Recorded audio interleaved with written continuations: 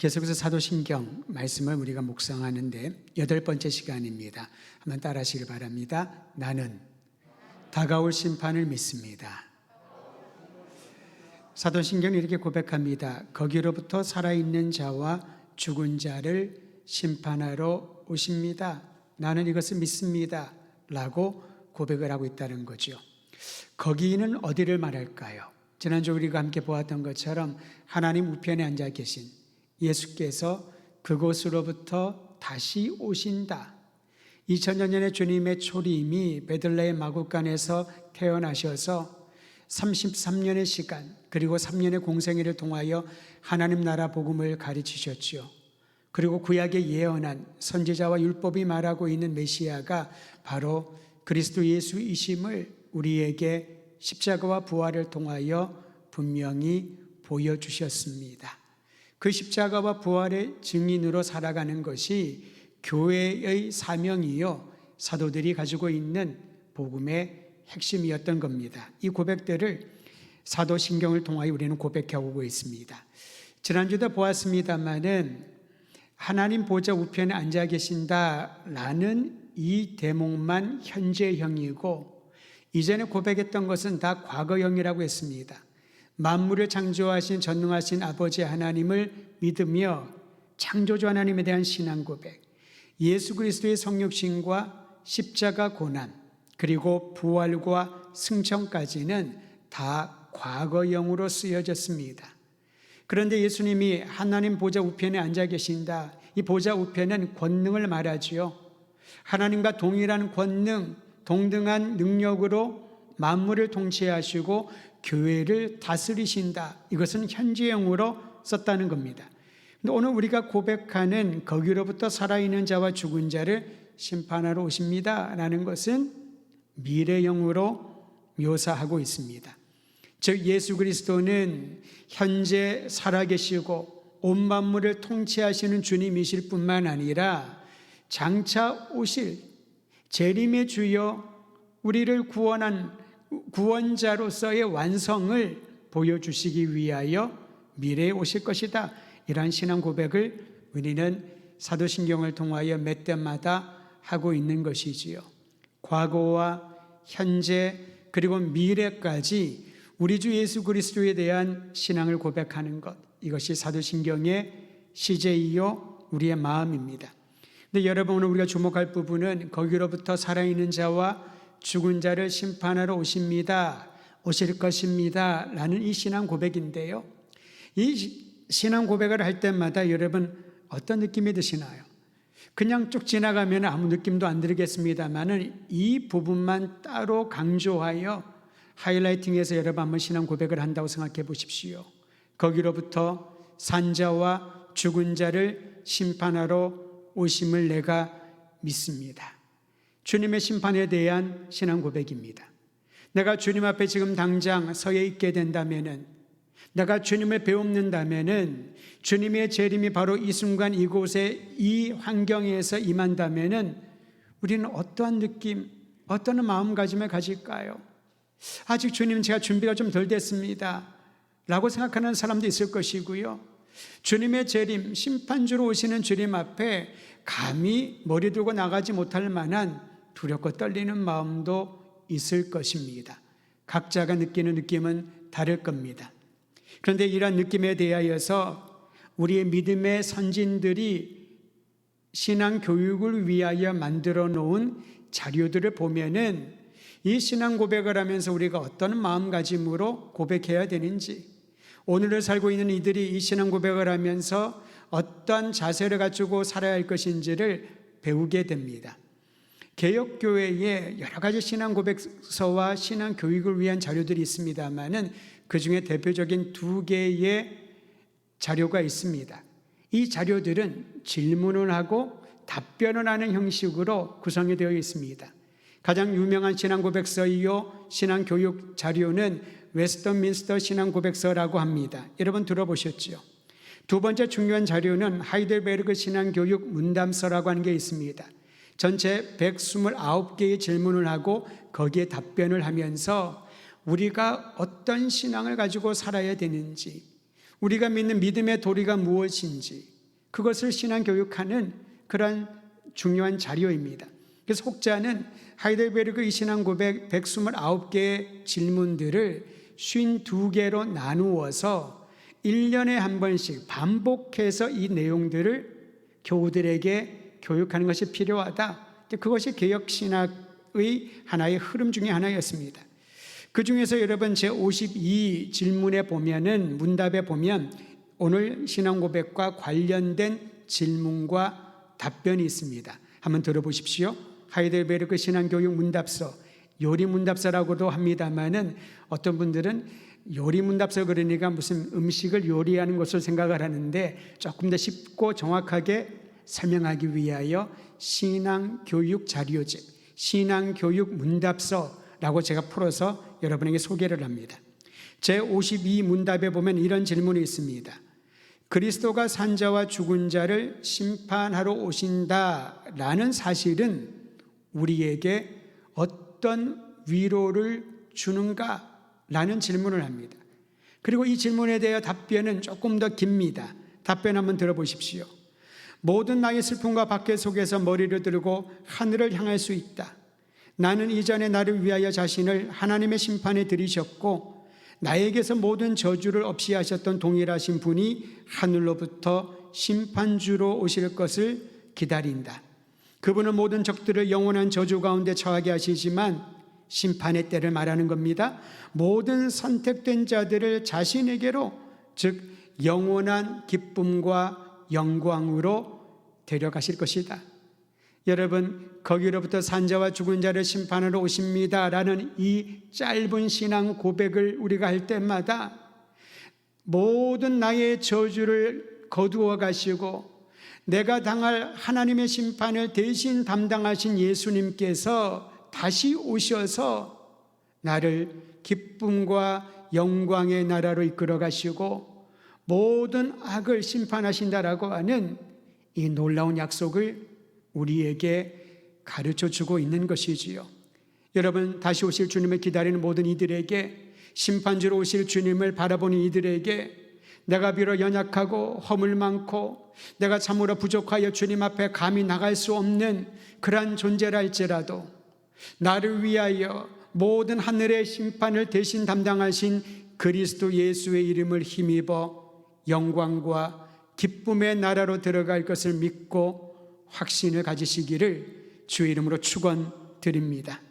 그러므로 예수님이 다시 오시는 재림을 통한 심판은 그리스도 예수의 선택받은 이들에게는 기쁜 소식이고 그렇지 못한 이들에게는 가장 불행한 소식이라고 할 수 있습니다. 이 신앙 고백이 그러한 의미를 주는 것이지요. 오늘 이 시간에 우리는 재림이란 이 단어에 한 번 더 집중해 보려고 합니다. 사실 재림이라고 하는 이 단어는 파루시아, 재림이란 이 단어는 성경에 정확하게 이 용어가 등장하지는 않습니다. 그래서 우리는 재림이라고 하는 말, 주님이 두 번째 다시 오신다, 다시 오신다, 이 말의 뜻을 잘 알고 있지요.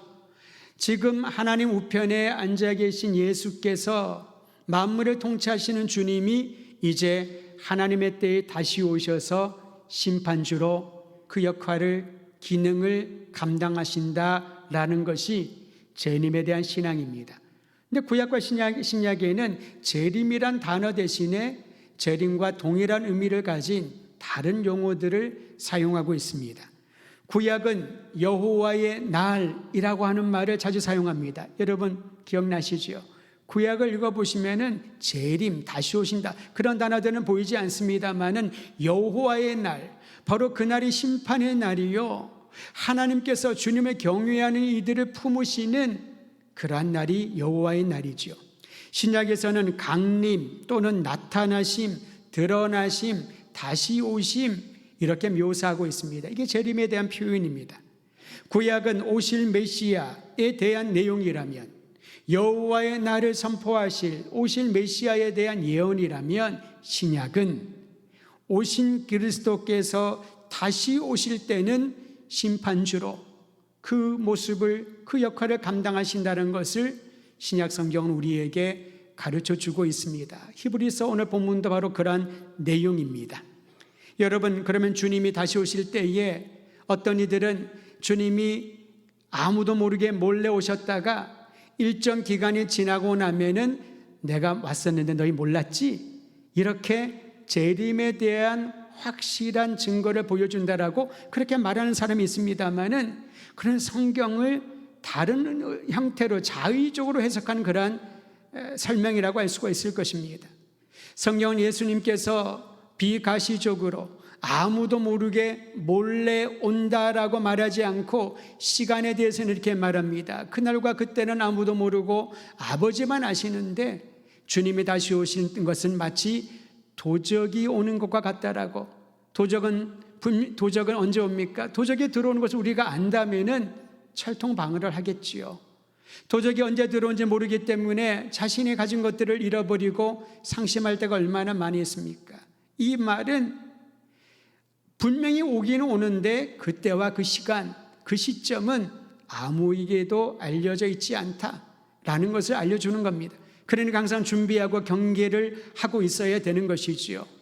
도적의 도발을 우리가 막기 위하여서, 알기 위하여서 24시간 깨어 철통 경비를 하라라는 것이 이 말씀의 의미입니다. 그러면 예수님은 어떻게 오시나요? 데살로니가 전서 4장 16절 17절 우리 성경을 펴서 함께 보도록 하겠습니다. 예수님이 오시는 모습입니다. 데살로니가 전서 4장 16절과 17절입니다. 다 잘 지셨으면 우리 큰 소리로 함께 읽도록 하지요. 4장 16절 17절입니다. 시작. 주께서 호령과 천사장의 소리와 하나님의 나팔 소리로 친히 하늘로부터 강림하시리니 그리스도 안에서 죽은 자들이 먼저 일어나고 그 후에 우리 살아남은 자들도 그들과 함께 구름 속으로 끌어올려 공중에서 주를 영접하게 하시리니 그리하여 우리가 항상 주와 함께 있으리라.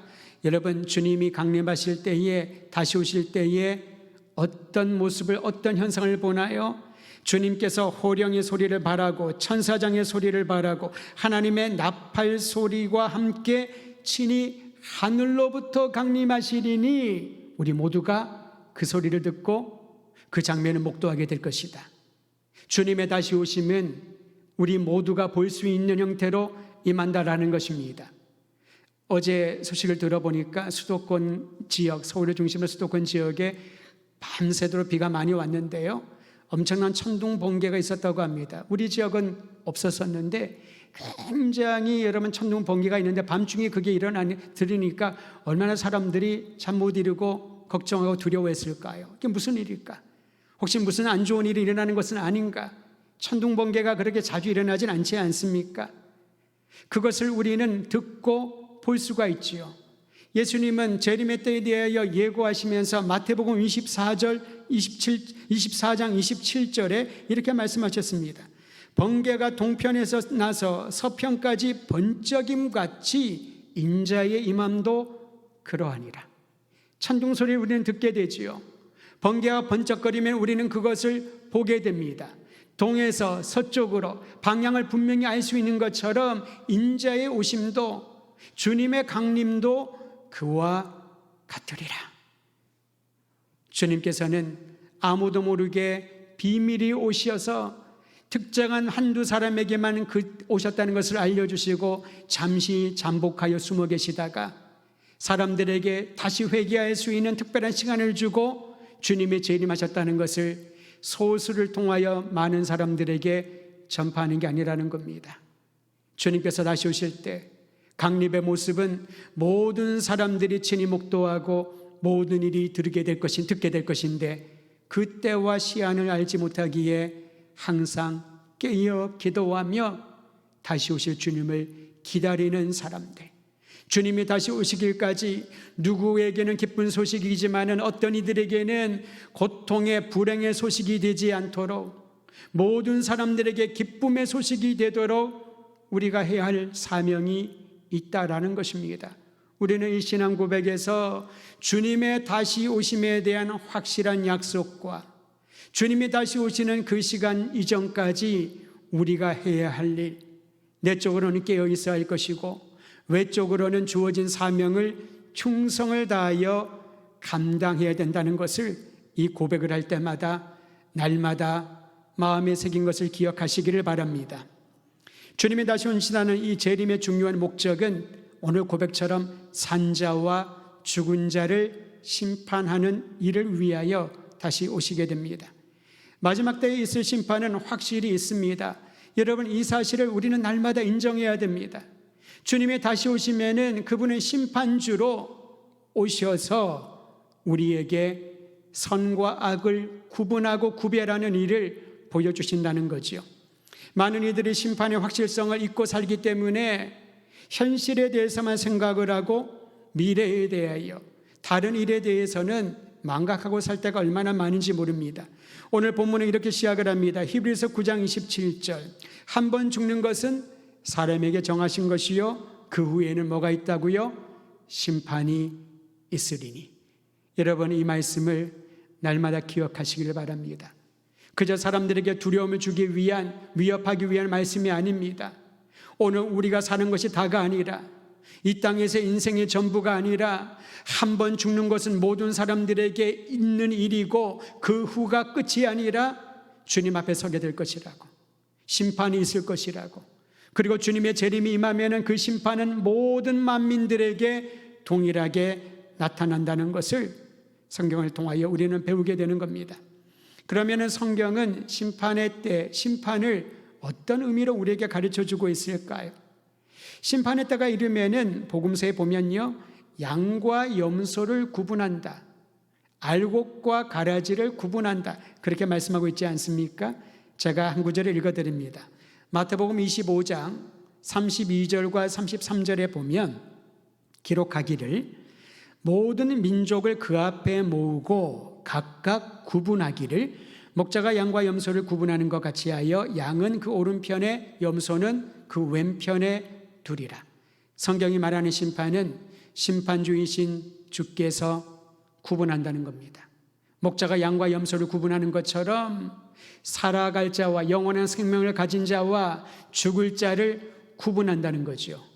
알곡과 가라지를 농부가 구분하는 것처럼 심판주이신 그리스도께서 주를 따를 자와 그렇지 못한 이들을 구분한다라는 것입니다.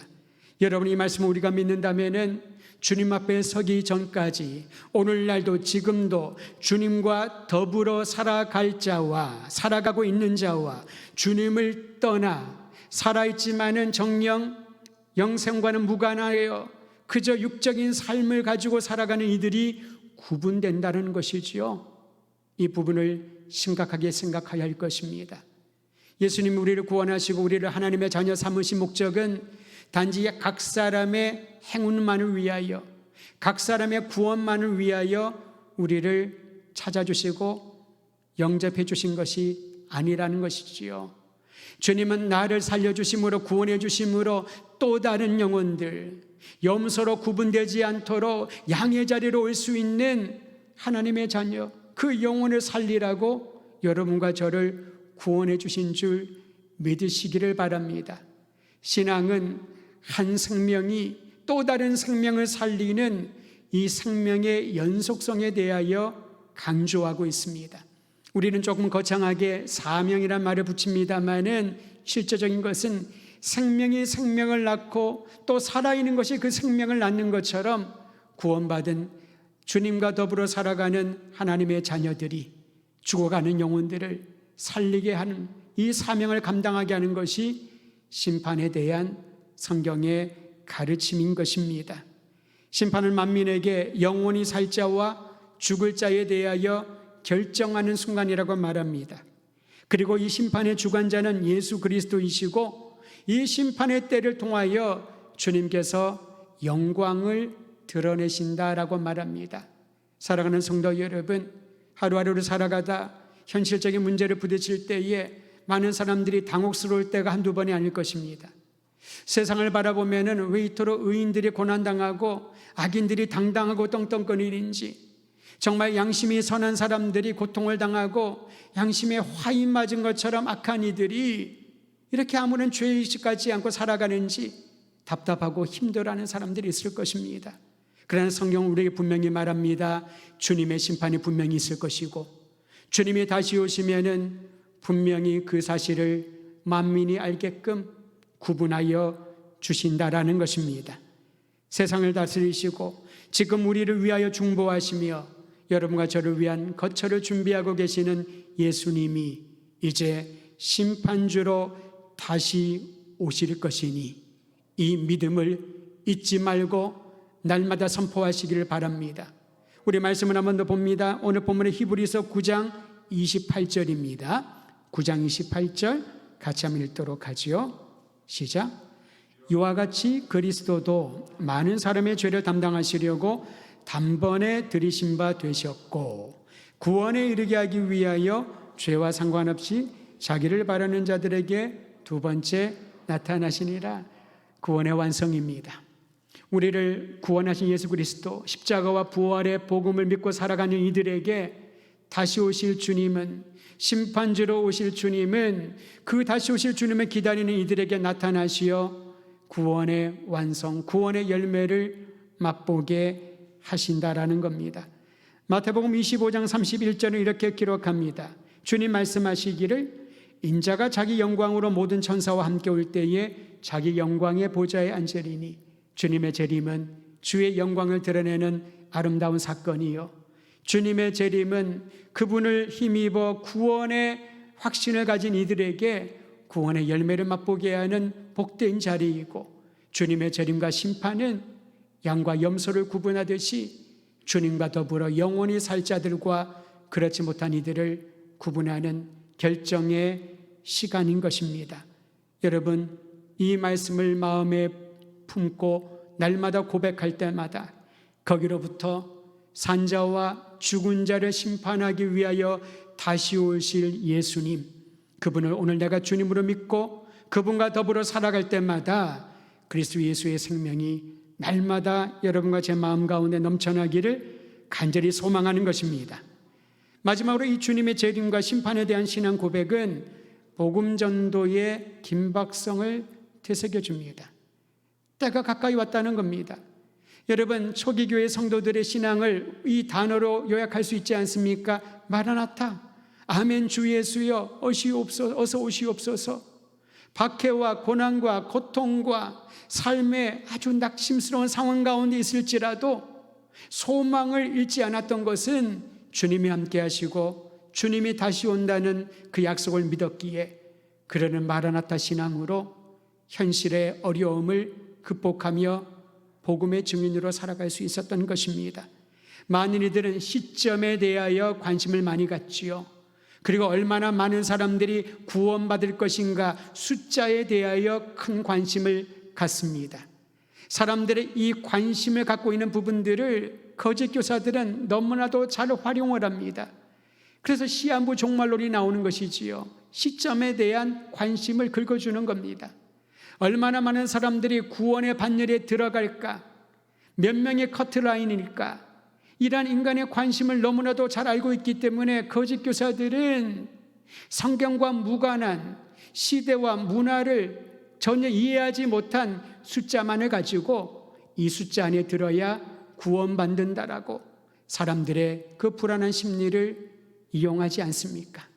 근데 성경은 시점과 숫자에 관심을 갖는 것이 아니라 주님의 다시 오심이 분명한 하나님의 약속이요, 주님이 오시면은 양과 염소가 구분되는 것처럼 구원받지 못할 이들이 분명히 구분될 것인데, 그날이 오기 전까지 한 영혼이라도 땅의 끝까지 생명의 복음을 증거하라. 이것이 성경이 우리에게 주시는 마지막 때를 기다리는 사람의 자세인 것입니다. 사도 바울은 디모데에게 보내는 목회 서신에서 하나님의 의도가 무엇인지를 이렇게 가르쳐 줍니다. 여러분, 이 말씀 담겨 찾아보면 좋겠습니다. 디모데전서 2장 4절입니다. 디모데전서 2장 4절, 하나님의 의도가 무엇인지를 이렇게 기록합니다. 찾으셨으면 같이 디모데전서 2장 4절 읽습니다. 시작. 하나님은 모든 사람이 구원을 받으며 진리를 아는 데 이르기를 원하시느니라. 할렐루야. 하나님은 수십만의 사람들만 구원받고 또 그렇지 못한 이들은 이것을 듣지 못하도록 복음 들을 기회를 막는 분이 아니라는 겁니다. 하나님께서는 주님이 다시 오시면 심판주로 보내실 것인데 바로 그 순간이 오기 전까지 모든 사람의 구원을 받고 진리를 알고 진리 안에 거하기를 원하고 계신다는 거지요. 다시 말하면 이 사실을 믿고 있는 모든 주의 자녀들이 주님의 의도를 따라 이 뜻을 분별하고 순종하여 복음의 증인으로 진리의 복음을 전하는 모든 사람의 구원을 얻을 수 있는 이 일에 시간과 마음과 열정을 다 쏟아 부어야 되는 것입니다. 우리는 이것을 복음 전도라고 말을 합니다. 때로는 선교라고 다르게 표현하기도 하죠. 전도와 선교는 같은 의미인데 조금의 구별을 하기는 합니다만 하나의 연결점이 있습니다. 예수 그리스도를 믿는 자들에게는 소망이 있고 자유가 있고 생명이 있다라고 하는 이 복음의 소식을, 주님을 믿지 않는 자에게는 심판의 때에 하나님과 무관한 사람이 된다라고 하는 이 소식을 알려주며 하나님의 생명이신 그리스도 안에 거할 수 있도록 전하고 나누고 품어주고 섬기는 일, 이것이 우리가 해야 될 일이라는 겁니다. 영혼을 구원하는 일은 하나의 제안이 아닙니다. 많은 일들이 있는데 그 중에 하나가 선교이고 또 다른 일이 봉사이고 또 다른 일이 교육이고 그렇지 않다라는 겁니다. 영혼을 구하는 것은 주님의 명령이요, 우리가 교회로 모여 있는 본질적인 목적인 것이지요. 죽어가는 영혼들이 살아날 수 있는, 잃어버린 영혼들이 아버지께로 돌아오는, 방황하는 심령들에게 그들의 중심을 잡아주고 영원한 소망을 주시는 예수 그리스도를 전하는 일, 이것이 교회가 존재하는 이유고 오늘 우리가 예배를 드리며 주의 사명을 따라 살아가는 삶의 핵심인 것입니다. 사랑하는 성도 여러분, 저는 우리 도드림교회가 지금까지 지켜주신 하나님의 은혜에 감사드리며 다시 오실 주님을 기다리고 있지 않습니까? 주님이 오시는 그때가 가까이 왔음을 직시하고 깨어 기도하며 말씀과 사랑의 능력으로 잃어버린 영혼들을, 오늘 디모데전서 2장 4절 말씀처럼 모든 사람이 구원 얻게 하는 것이, 진리에 이르게 하는 것이 아버지 하나님의 뜻인 줄을 알고 그 일을 감당하기 위하여 주신 재능 활용하고 주어진 환경을 바라보고 만나게 하는 모든 사람들을 그런 주님의 마음으로 나가게 되기를 간절히 소망하는 것입니다.